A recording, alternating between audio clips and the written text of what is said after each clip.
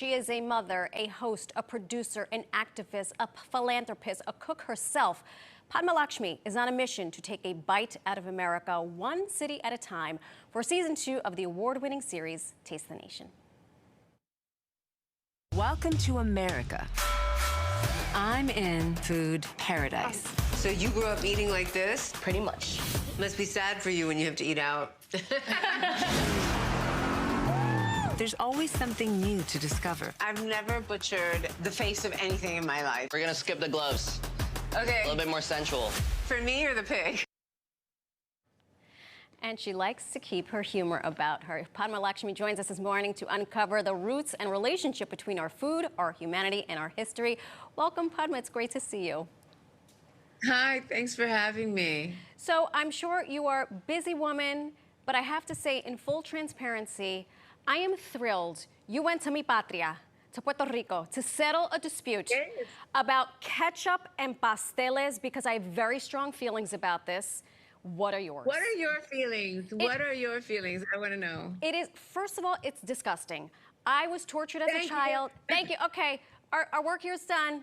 Padma and Marisol said no ketchup on pasteles. I think But I'm not Puerto Rican. I'm not going to tell any Puerto Rican how to eat their pasteles. That's right, that's right. Well, thank you for starting off another successful season going to Puerto Rico, which leads me to the mission behind what you do. I've been a huge fan of yours from Top Chef, and for me, you've always been the beacon of the untold voice, indigenous folks, immigrant folks. How is that going to translate in season 2? Thank you, Marisol. You know, I'm so lucky I got another season, and I hope everyone better watch this one because I want a third, because I'm not done. I have a whole bunch of communities I want to go to. But, you know, I love this season, and I love this show. It's really a labor of love. I started working on immigrant rights in 2016 because there was so much, you know, negativity out there during the election, and I wanted to combat that because that wasn't my experience when I grew up, and I knew it wasn't the other experience. I knew it wasn't the experience of the other people I grew up with either. And the show is really about giving my platform to people who don't normally get mainstream A-list media coverage like that. And I love to eat, and it's the language that people are used to me speaking. So it made sense because food is also such a good icebreaker. People will not often talk to you right away about religion or politics, but they'll talk to you about your granny's pasteles. That's right. So it's a great, you know, gateway to more serious topics. And to be honest, the show, I didn't create the show for people who think like me. I created it for people who don't think like me, who think that, you know, immigrants shouldn't be allowed here, or refugees shouldn't be allowed here. The Puerto Rican episode, I've been standing next to New Yorkers when they've been like, oh, those Puerto Rican immigrants. And I'm like, we're not immigrants. No, they're American, just like you. In fact, they have an American passport, and you know, their lives in Puerto Rico are harder because they're a territory. So to me, Puerto Rico is the last colony, but you know, I'm really like, you know, I'm very lefty about that, but I just think, you know, I want the show to bring people together, really. Like, it allows me to show rather than tell without getting my soapbox and making a speech at an ACLU rally. It's something that I feel really passionate about because immigration is what made this country and continues to get better every day. And in part because of the work that you're doing. And I think something so specific, show not tell, which I think is what draws people to you. And through that, they can see the other experience, which is what really this is all about. I love the places you go.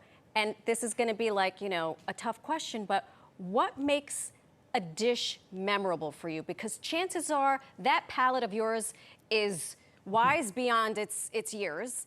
But what makes a dish memorable for you? Is it the person with whom you're eating? Is it the preparation? It's honestly, it's never what you do, but how you do it. You know, it can be something as simple as a turkey sandwich, but if it's done with, I'm serious, but if it's done with care, and if it's done with love and attention to detail and the best ingredients you can find, then that turkey sandwich is going to be the bomb. Did you see that pernil being cracked at the beginning? Stop it right, Nat. That pernil was bomb. Oh my gosh. So how did it work out for you, attacking a creature's face With no gloves It on. was hard. I'm not gonna lie. I grew up a vegetarian because I'm Hindu. My Sure. grandmother would like turn over in heaven if she saw me do that. But you know, I thought it was important to understand how people cook things, Sure. how they do it. As a food professional, I wanted to know how to do that. You know, I'm not a chef. I'm a food writer. So I go to the butcher like everyone else. They give me a nice pack of food and I cook it. And you do so the it was thing. important. So Padma, it was important for me to learn Padma, that. listen to me. In my eyes, you were a chef. Okay? Every time I fail at a dish at home, in my mind, you're saying, pack your knives and go. And I leave, No. and my family texts me, listen, before we go, just announced, in addition to all of your titles, you have just been made Sports Illustrated swimsuit cover model. Hello. I'm not. It's not a cover. It's not a cover, but it's in there, which is proof positive that you can be brilliant and beautiful and be an activist. So shout out to you. Congratulations to you. Thank you. I lent you my bikini. I expect you to send it back to me pronto. I'll wash it for you. Mwah. Mwah, Thank you, Padma. Marisol. Thank you so much. You heard the woman. Go watch season 2 of Taste the Nation with Padma Lakshmi, streaming on Hulu Friday, May 5th.